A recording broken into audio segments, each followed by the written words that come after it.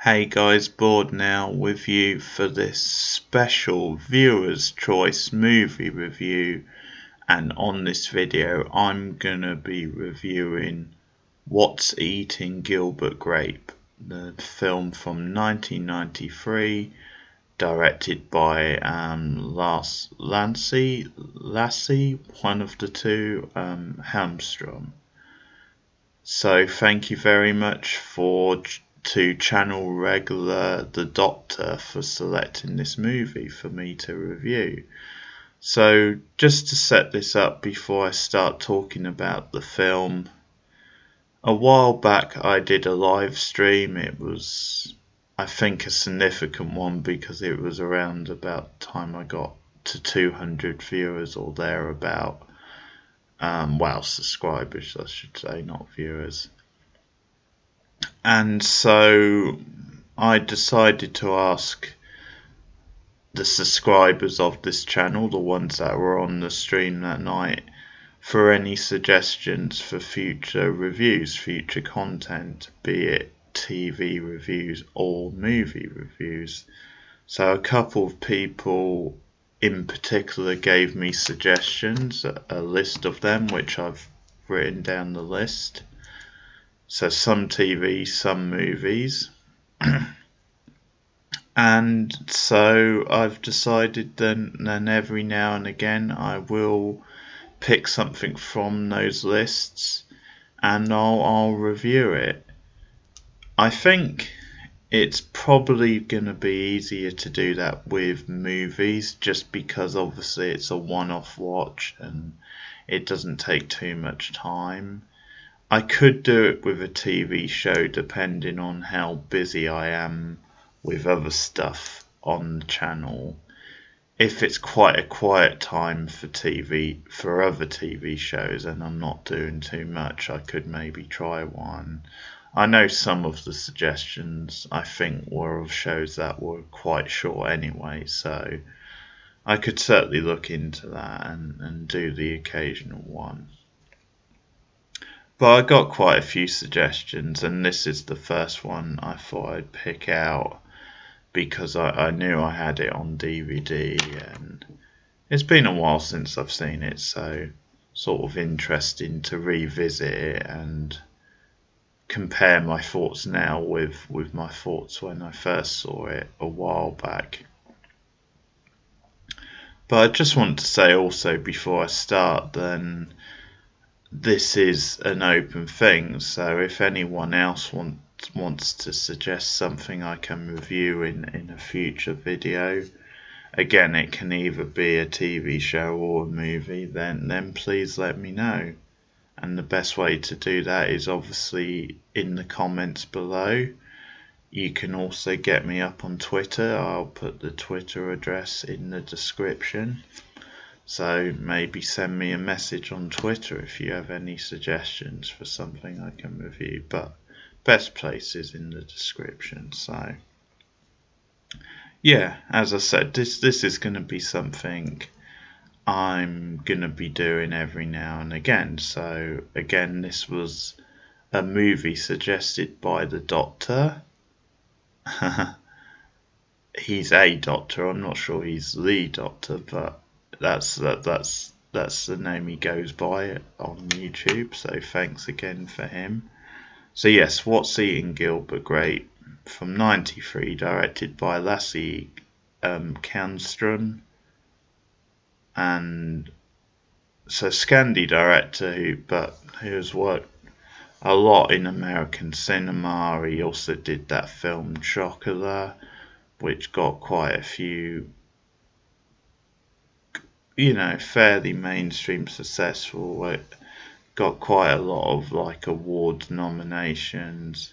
That came a few. He's done various things. My Life as a Dog, which was an earlier film. He also did this film called The Hoax, which was a more recent one, and that was actually not too bad. Quite an interesting conspiracy theory type thriller. But he's one of these directors. He has a certain sort of set like style to his films. He has a set kind of, I think he has this kind of quirky sensibility, but it's always got this very magical feel good like tone to his movies largely. I think he's a perfectly good director. He's solid enough without being spectacular, but there is a certain quirk and magic to his films, and they are very good feel good kind of message type movies. There's always kind of message and morality sort of within those his films, and I think overall he plays it very safe. But I think he is a solid enough director. I think he certainly, his films, there is something about how mainstream they are, or just the conventions of them, that kind of appeals to a mainstream audience, and are very solid to watch generally, whether they're good or bad. I think they're still quite watchable, even if it's not a great film. And he's never a director who's going to set the world on fire. I think that's fair to say. So getting into this one, it is a very early role for Leonardo DiCaprio. He was Oscar nominated for it, Best Supporting Actor, I think, which would have been the first of his multiple Oscar nominations. And it's set in like a small town, sort of out in the sticks, and DiCaprio's character Arnie is a mentally handicapped kid who lives with his family. He lives with his mother, who is overweight, and basically at the start of the film she hasn't left the house for 7 years, and they all live together as a family. He has a couple of sisters, one sort of younger, one older, and he also has the Gilbert Grape character of that the title comes from, played by Johnny Depp, and he's his older brother. And the film is largely about their sort of relationship, their bond. They're very close, and it is the Gilbert character who is in charge, essentially, or is sort of, it's his role to look after Arnie day to day, and we kind of get into their close bond, but also just how difficult that is for Gilbert, because he's a kind of a young guy himself. He's still growing up, still developing. I wasn't quite sure how old he was meant to be, because I got the impression then the oldest daughter, I think her name's Amy, I think she might have been the oldest of the children. So I would probably say the Johnny Depp character is meant to be late teens, early 20s maybe. Probably late teens. I think early 20s might be pushing it.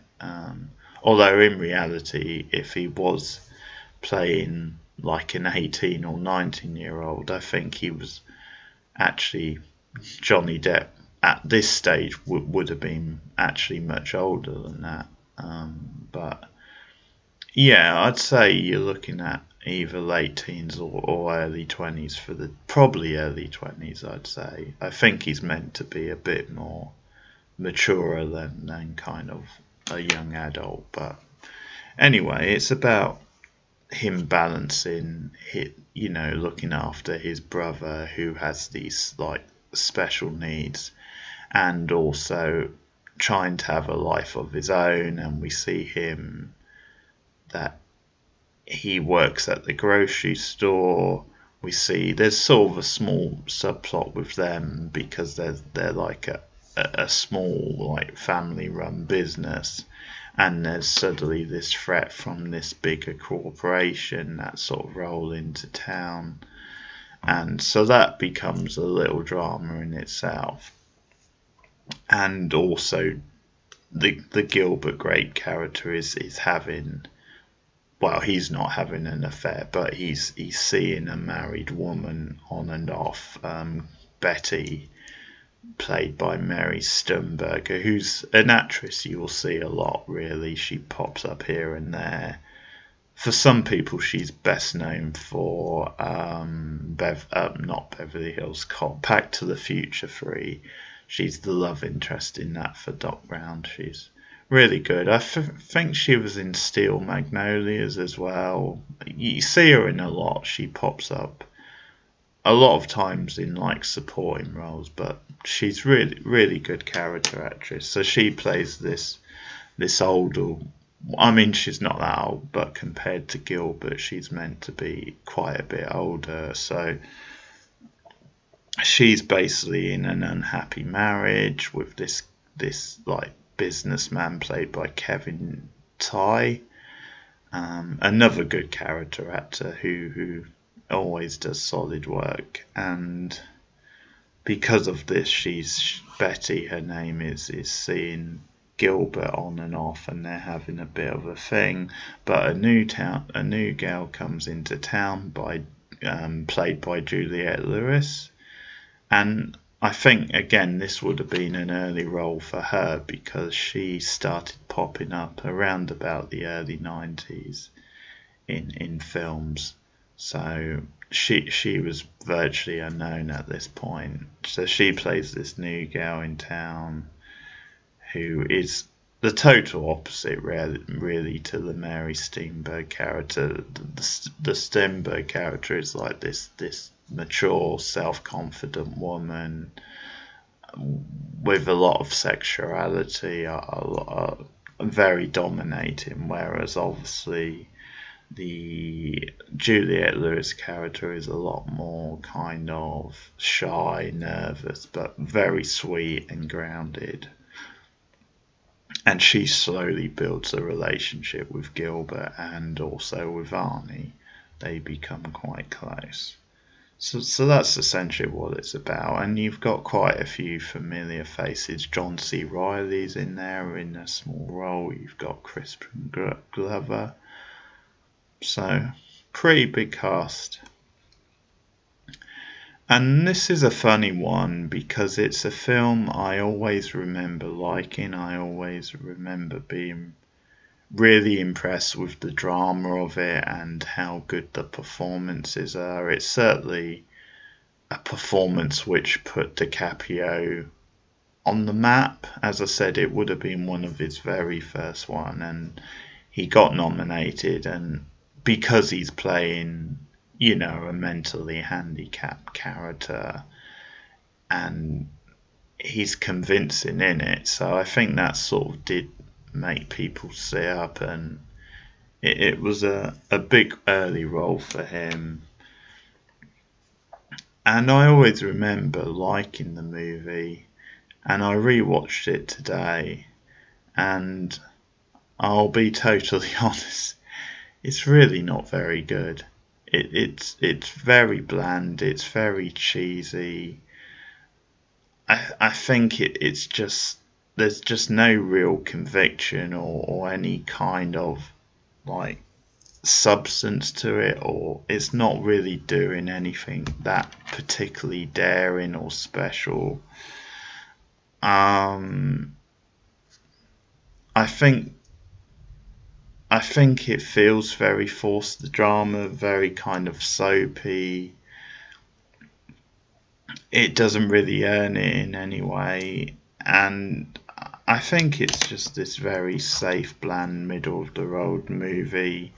It kind of has this corny sort of sentimentality. Just, I think the representations of the characters around town, it just doesn't feel that authentic, or it just feels a bit too much of a stereotype of this kind of hick town and the way people act. And it just needed to take more chances, and just it just lacks a spark, really. I think it's one of those films that is just telling you how to feel all the time. It's signposting things with music, with just choices of dialogue. And yeah, it doesn't hold up very well, I have to say. It's a pretty poor movie, I've got to be honest with you. So I'll get into some of the problems. I mean, it's not a turkey or anything. It's not like totally terrible. So there will be a couple of positives. But actually, I want to talk about Johnny Depp's performance in this because it's something I remember. Again, I seem to remember him being good in it. So first of all, he's got this weird red hair for some reason, or it certainly appears to be red, unless it's just a really light shade of brown or something. But it looked red, and I guess that's just a bit off-putting when you think of Johnny Depp as having like black hair. But it kind of looks bad. But yeah, Depp's not very good in this. He's it's almost like he's playing that sort of persona of Johnny Depp that we all expect. And maybe he's just being himself in a way, which may be part of the problem, because he doesn't look very interested. He's not really trying. He's very bland in it. There's very little like facial expressions going on. It's almost like he is just playing the kind of moody bad boy style Johnny Depp, which we're sort of accustomed to. He doesn't look very interesting, and the problem is that his character is meant to be this quite sensitive, like deep sort of this guy, and you just see the kind of bad boy brooding Johnny Depp, and it doesn't really complete. There's no chemistry with the Juliette Lewis character. I like Juliette Lewis, and she's good in this. She's convincing, but she's not given anything to do. Her character's just this kind of very by the numbers, love interest. She's sweet, but she's sweet in a very twee and quite annoying way. Early on, she has this really bad line of dialogue when they're together, and she just says to Depp's character Gilbert, she just says, "Don't be sorry. I'm not sorry. He's not sorry." Talking about Arnie. Don't be sorry. It's just so like corny and on the nose, and she's just such a wet character. It's really, really bad dialogue, and it makes her look just so plain and ordinary. I think Juliette Lewis does her best, and it's a good performance, as in you believe in the character, you believe she is the character, but the problem is the character is just so blandly written, and she can only do so much with the dialogue and what she's given to do, because at one point there's this, I mean, it is basically a love triangle with her, the Mary Sternberg character, and the Depp character. And at one point, because I mean we're in spoilers now, so just warning if you've never seen this film and you're going to, it's a spoiler territory, because things start coming to a head with Depp and his like affair with the Betty character, and Betty's getting really like obsessed with him, really like caught up with him, and to the point where she's even like, she wants to see him on an anniversary. That's kind of how big this is to her. So her husband's at work, and he sort of calls like the Depp character in for some business, and he, like, Gilbert has to struggle to get away from the Stenberg character. So at this point, I think you can see that he's starting, I think because he's getting closer to the Juliette Lewis character. And this is only like a thing with them. It's not a serious like relationship. So he's starting to pull away. And then Betty acts really like melodramatic. She calls her husband back home when Gilbert is talking to him, and it's basically then she's set a fire. She's been cooking something, and conveniently there's this fire, so her husband has to come home. And when he's in the house, like, just sort, because it's not a big fire, it's just like a small one, just something she's been cooking, and it's obviously employed to get them home. So she takes that chance to talk to Gilbert, and again, she's really acting weirdly, sort of angst-ridden, and and she's quite demeaning to him because she says, "I chose you because I know you'll always be there." So this is the sort of film where it's kind of it's got that message about small town life, about these kind of middle of the road type communities where a character like Depp his character is essentially, he feels trapped here. He feels trapped because he has to look after his brother because of the situation with his mother.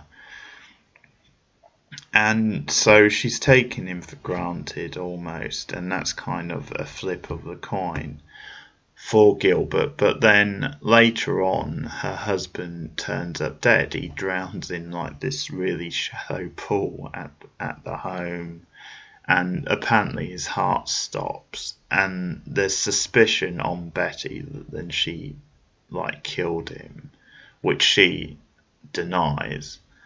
But this becomes a big emotional thing because she decides to leave town with the kids because she can't like live in their house anymore. So you have this quite dramatic goodbye in the convenience store with Depp and with Gilbert and with Betty, and you've got, I forget the Juliette Lewis's character's name, but she's outside watching.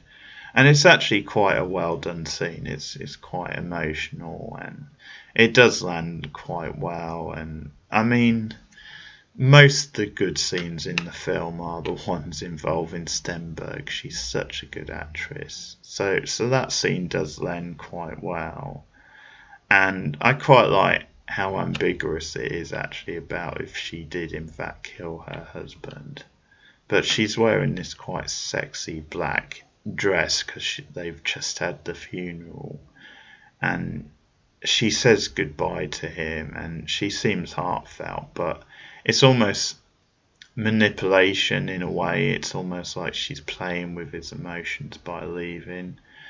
And I bring this up because it then becomes this cause of tension with Depp and with Juliette Lewis's character, because having gotten closer to her, he then starts pulling away, and that becomes, they don't really do much with it because before long they're starting to see each other again, but it's just this little like cause of tension. So you kind of have stuff like that, and I found it a bit unconvincing the way this older, mature, married woman would just swoon over the Gilbert like this. It was just a bit over the top. I mean, okay, she finds him attractive, it's a fantasy, it's an escape from her married life, but I don't believe she would be this angst-ridden, and I don't believe she would fall in love with him in this way. It's just so over the top, and yeah, I don't really buy it, and the love triangle in general isn't very good. As I said, most of the good scenes are the one with Stenberg. Now, DiCaprio is good, he's convincing, but I think part of that is because he was very young at the time. So in the film, it's the run up to his 18th birthday, Arnie's that is, and that's kind of a big thing, like near the end of the film. But I think probably in reality, DiCaprio was like more like 14, 15. He certainly doesn't look like he's 17. He could be, but I think at this time he was more like 14, 15. They're very young, so very childlike. So I think that helped the fact that, yeah, he had this very, probably in reality he was very like playful, energetic. So I think that made the part quite easy to play. But no, he is good. He's convincing it. I think the problem with Arnie is they just turn it up to 11, and it just feels like this exaggerated idea of what a mentally challenged person is. And I know a lot of people might be critical anyway, because obviously DiCaprio isn't mentally challenged. Not in that way anyway.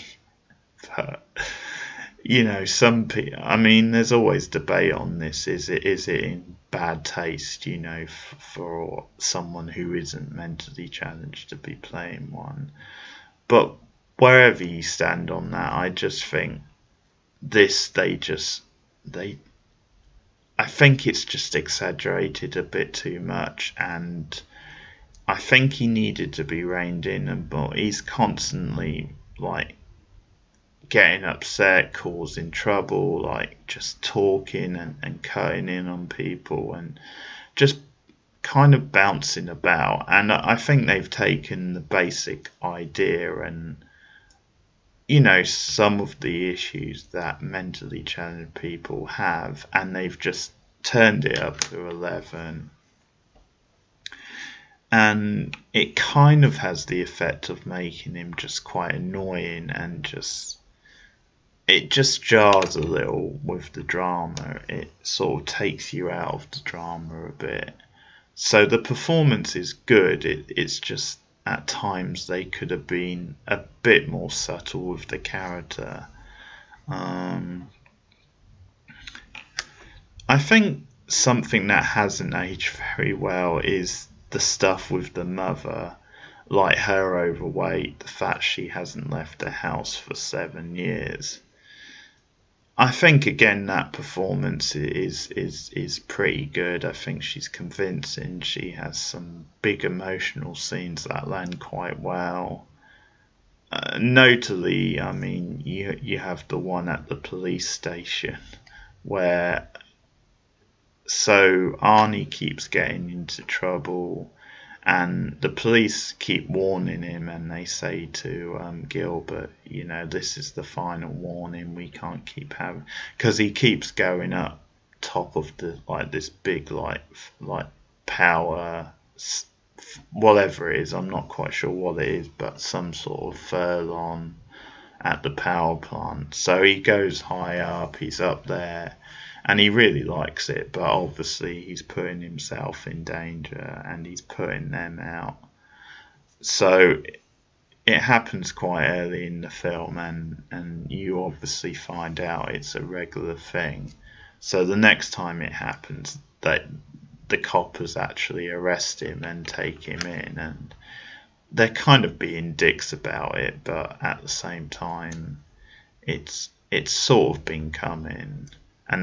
But they're being dicks because they keep him in the cells, and it's just to teach him a lesson. But yeah, they are abusing their powers a bit. But that's the whole point, because this is like the catalyst for Arnie's mother to get up and go. get up and leave their house for the first time in 7 years.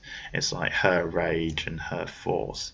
So they drive down to the police station, and she sort of bursts in with all this energy. She starts like banging on the counter, screaming at them, and it's one of the scenes that's like best remembered from the film.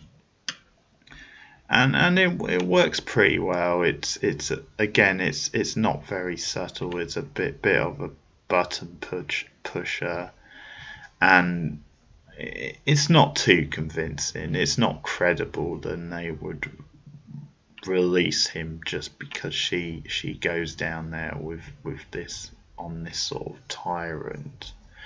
And because at first they say to her, fill out this paperwork, and she's like, no, I want my boy released now. And it's like, well, just fill out the paperwork and then you'll get. But anyway, it achieves what it wants to, and that's fine. But it's a bit of a button pusher. And then obviously, tragically, later on, she dies because of this weight. Obviously, her weight issues, and it's one of these things, but it sort of brings the family together, and it's significant because she goes upstairs, because she'd always been sleeping downstairs because of her weight, and she goes upstairs to sleep, and that's kind of significant because she actually achieves that before she dies. And obviously it's a tough scene for Arnie because he doesn't really understand what's happened at first. So it brings the whole family together. But I just think that storyline with the mother, I think now looks very dated, very kind of insensitive. Because at one point, Gilbert refers to her as like a whale the size of her, but whatever. I mean, it has its moments.